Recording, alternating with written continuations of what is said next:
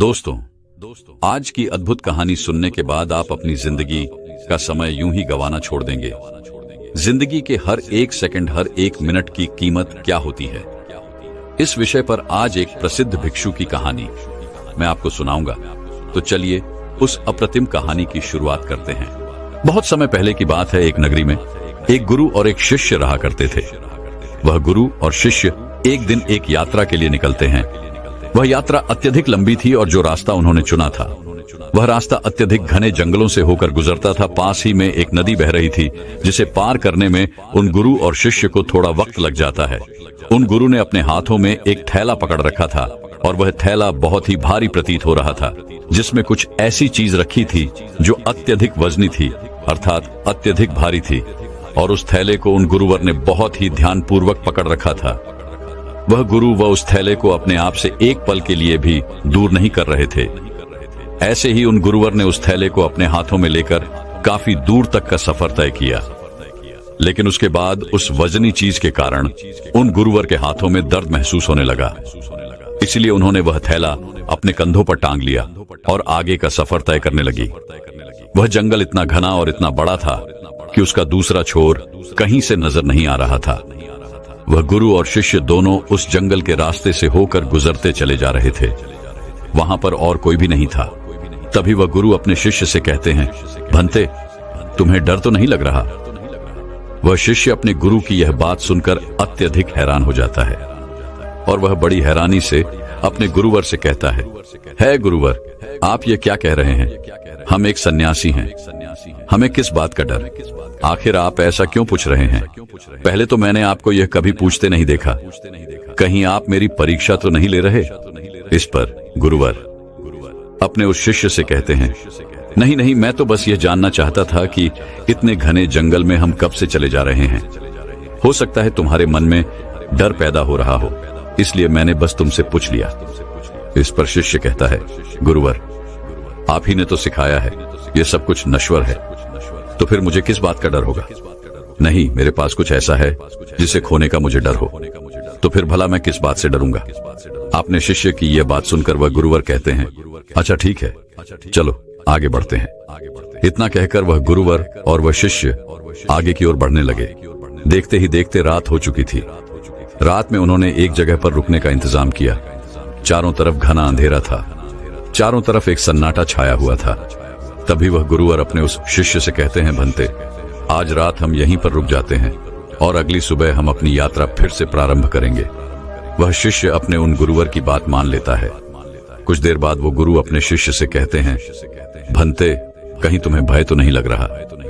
ये बात सुनकर वह शिष्य एक बार फिर से अपने गुरुवर से कहता है गुरुवर, मुझे किस बात से डर लगेगा? मैंने कोई गलत कार्य नहीं किया और ना ही मेरे पास खोने के लिए कुछ है। आप मेरी चिंता ना करें, मुझे कोई डर नहीं लग रहा। आप चैन से सो जाएं। आखिर हम कल सुबह आगे की यात्रा भी तो पूरी करनी है। इतना कहकर वह गुरु और शिष्य दोनों सो जाते हैं। अगली सुबह सूरज निकलने से ठीक पहले वह दोनों उठकर अपनी यात्रा फिर से प्रारंभ करते हैं और अपने मार्ग में आगे की ओर बढ़ने लगते हैं। जैसे जैसे सुबह हो रही थी वैसे वैसे सूर्य की किरणें भी तेज और तीव्र होती जा रही थी। लेकिन वह गुरु और शिष्य आगे की ओर बढ़ते चले जा रहे थे। देखते ही देखते दोपहर का वक्त हो चुका था और अब उन महात्मा को जोरों की प्यास लग चुकी थी। दोनों ने जैसे तैसे उस घने जंगल को पार किया और उसके बाद जो गांव पड़ता था उसमें जाकर कुछ देर के लिए विश्राम किया। तभी वह गुरु अपने शिष्य से कहते हैं, भंते, मुझे जोरों की प्यास लगी है, मेरे लिए पानी लेकर आओ।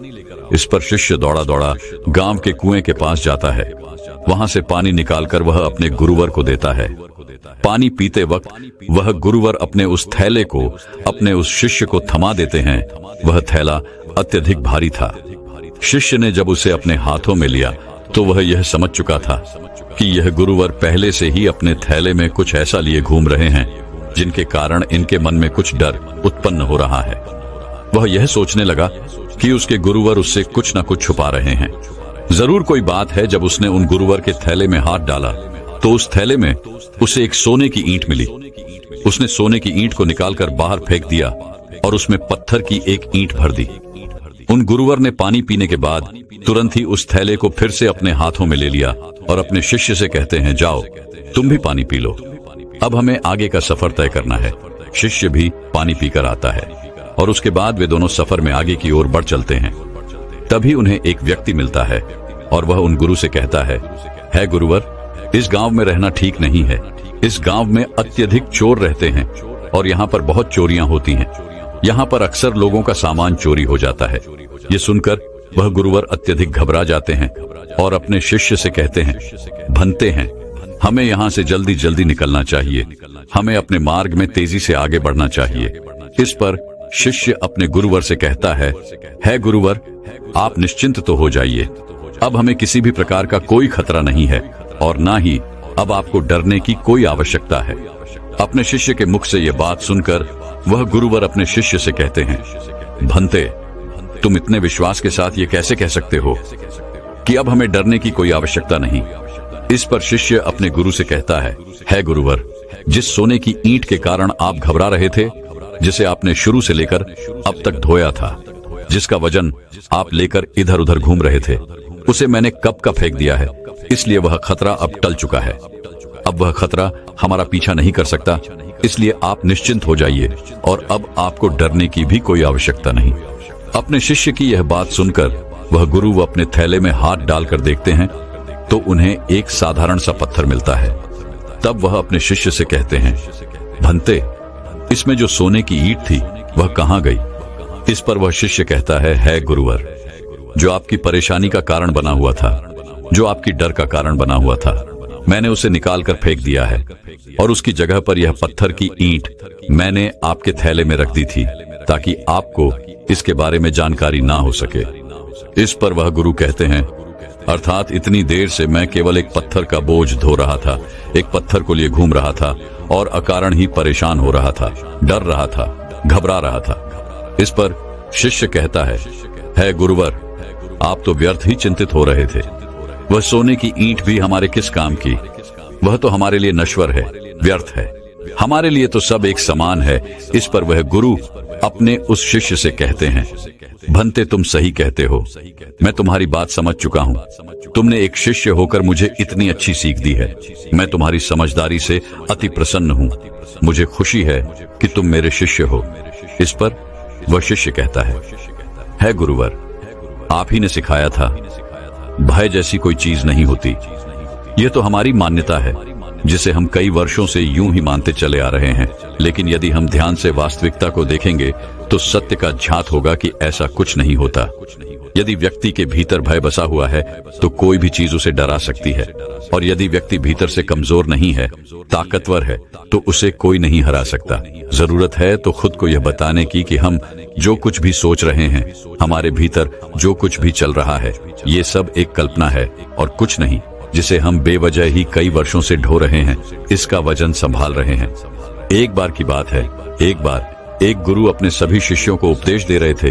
तभी उन सभी शिष्यों में से एक शिष्य अपने गुरु से पूछता है गुरुदेव, क्या ये जरूरी है कि हम समय रहते अपने कार्य को पूरा कर लें? हम उसे बाद में भी तो कर सकते हैं, हम उसे बाद में क्यों नहीं कर सकते? इस पर वह गुरु अपने उस शिष्य से कहते हैं, भंते, समय के साथ अगर तुम हर कार्य को करते हो तो जीवन में तुम्हें उसका वैसा ही लाभ भी मिलेगा और तुम आगे की ओर बढ़ते चले जाओगे। आगे वह गुरुवर अपने उस शिष्य से कहते हैं, समय एक ऐसी चीज है जो कभी किसी के लिए नहीं रुकता, इसलिए समय के साथ अपने कार्य को पूरा कर लेना चाहिए। यदि तुम अपने कार्य को कल पर टालते हो तो क्या तुम जानते हो कल क्या होगा? क्या तुमने कल देखा है? ये कोई नहीं जानता। तुम्हारा आज तुम्हारे पास है, इसलिए इस पर ध्यान दो, क्योंकि यदि यह समय निकल गया तो फिर कभी यह वापस नहीं आएगा। इस पर वो शिष्य कहता है, पर है गुरुवर, ऐसा क्यों होता है? हम उस कार्य को बाद भी क्यों नहीं कर सकते? इस पर गुरुवर अपने उस शिष्य से कहते हैं, क्योंकि हर कार्य को करने का एक निश्चित समय होता है। इसे और अच्छे से समझाने के लिए मैं तुम्हें एक कहानी सुनाता हूँ। इस कहानी को ध्यानपूर्वक सुनना और समझने का प्रयास करना। एक समय की बात है, एक व्यक्ति था जिसका एक बेटा भी था और उसका बेटा बहुत आलसी था। वह कभी भी किसी कार्य को समय पर पूरा नहीं करता था। एक काम करता और उसके बाद वह भाग जाता और घर पर भी वह वापस नहीं आता। इसी तरह उसका कार्य अधूरा रह जाता। जब वह अगले दिन उस कार्य को पूरा करने जाता तो उसका काम और भी ज्यादा बढ़ जाता। वह किसी भी कार्य को मेहनत और लगन के साथ पूरा नहीं कर पाता था, और यह बात उसके पिता को बहुत अच्छे से पता थी कि उसका बेटा किसी भी कार्य को पूर्ण रूप से नहीं करता, ना ही किसी काम को सही ढंग से करता है। इस कारण वह व्यक्ति अत्यधिक चिंतित रहता। उसे यह समझ नहीं आ रहा था कि अपने बेटे को कैसे समझाए कि हर कार्य को उचित समय पर पूरा कर लेना चाहिए। देखते ही देखते समय बीत गया और वह व्यक्ति बूढ़ा हो चुका था।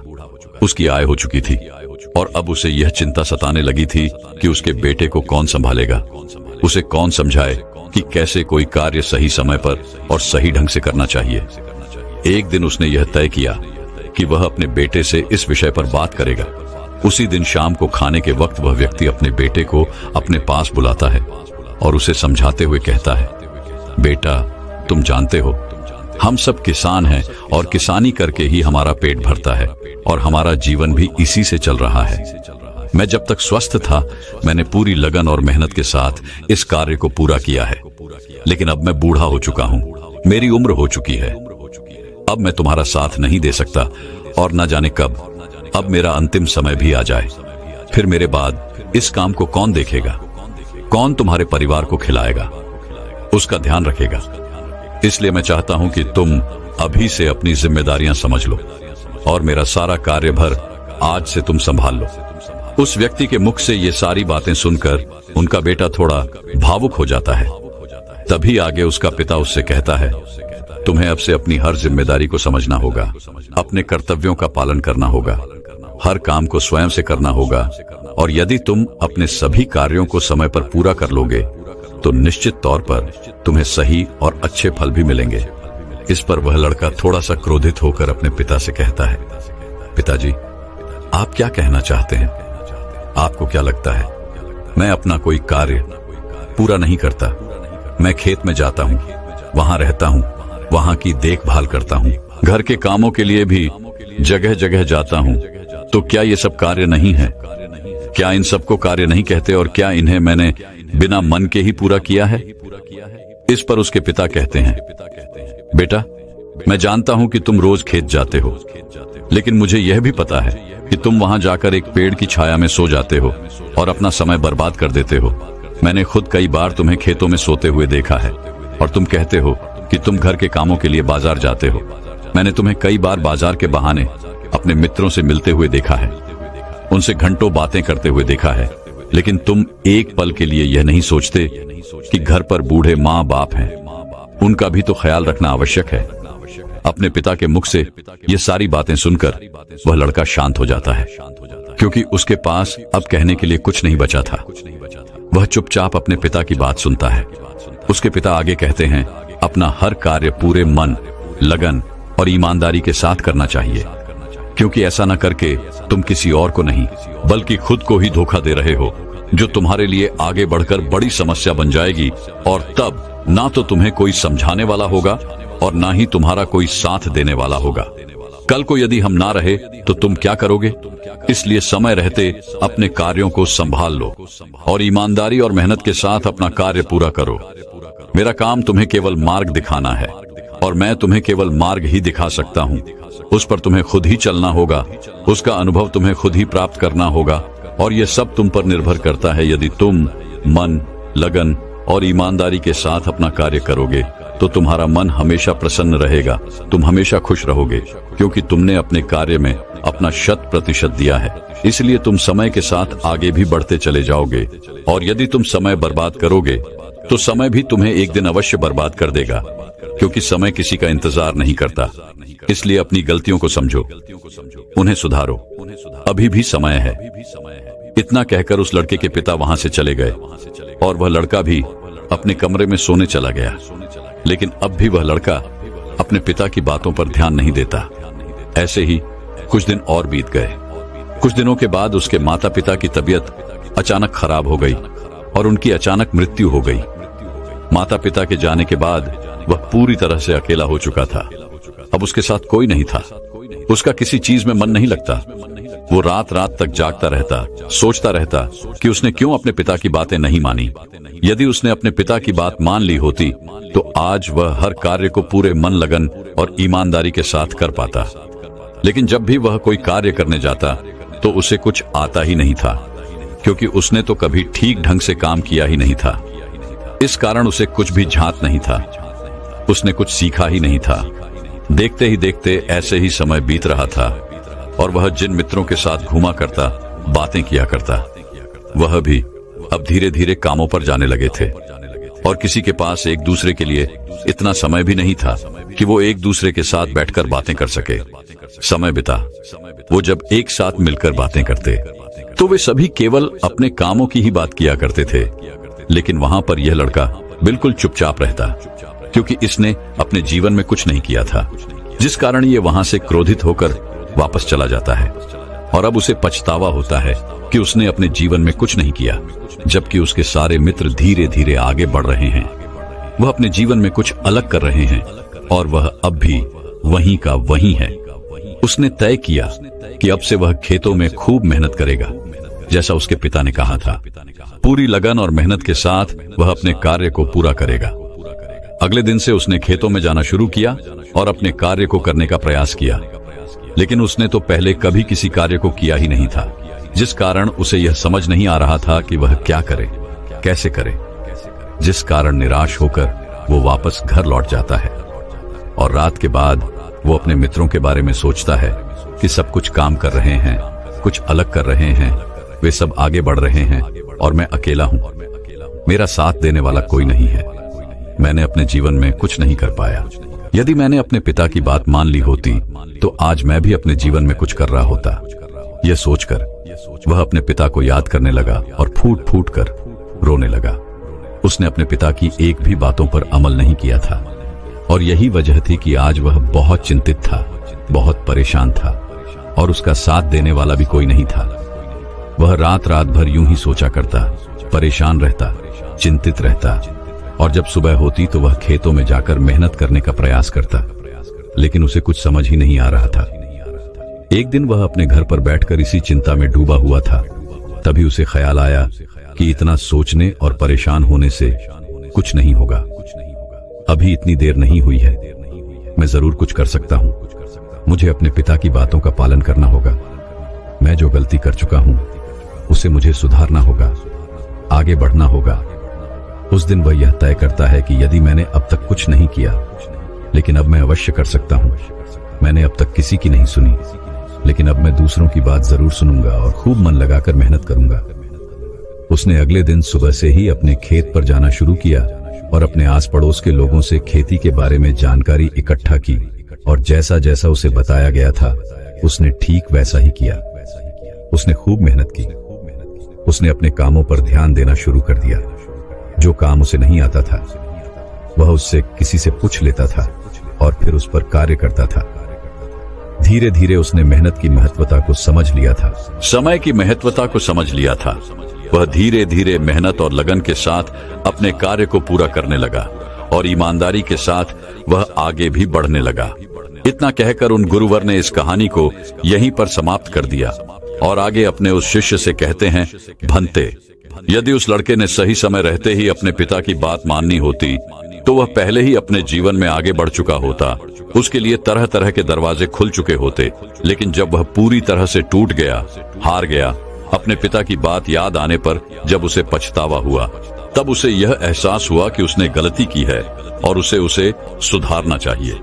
यदि उसने समय रहते ही जिम्मेदारियों को समझ लिया होता और ईमानदारी से अपना कार्य किया होता तो उसके लिए भी सब कुछ आसान होता और वह भी अपने जीवन में बहुत आगे बढ़ चुका होता। उन गुरुवर के मुख से यह कहानी सुनकर उस शिष्य को सारी बातें अच्छी तरह समझ में आ चुकी थी।